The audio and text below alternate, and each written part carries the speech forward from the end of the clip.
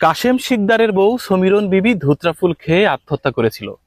ধুত্রা ফুল দেখলেই মনে পড়ে বাংলা সাহিত্যের বিখ্যাত উপন্যাসিক জহির রায়হানের অমর সৃষ্টি হাজার বছর ধরে উপন্যাসের কাশেম শিকদারের বউ সমীরণ বিবির মৃত্যুর গল্প। এটাতে আসলে কি বিষাক্ত উপাদান আছে? হ্যাঁ আছে।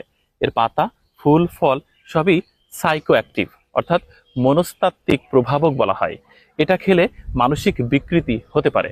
শুধু এটাই নয়, ধুতরা গাছে মূলত রয়েছে অ্যাট্রোপিন, রয়েছে স্কোপোলামিন, হায়াসায়ামিনের মতো বিষাক্ত কিছু অ্যালকোলয়েড।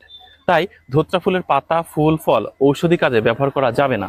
আমরা অনেক সময় দেখে থাকি গ্রাম এলাকার মানুষ ধুতরা গাছের পাতা, ফল ব্যথানাশক হিসেবে ব্যবহার করে থাকে, কিন্তু এটা ব্যবহার করা ঠিক নয়, কারণ এরকম কোনো উপাদান ধুতরা গাছের মধ্যে সত্যি সত্যি নেই।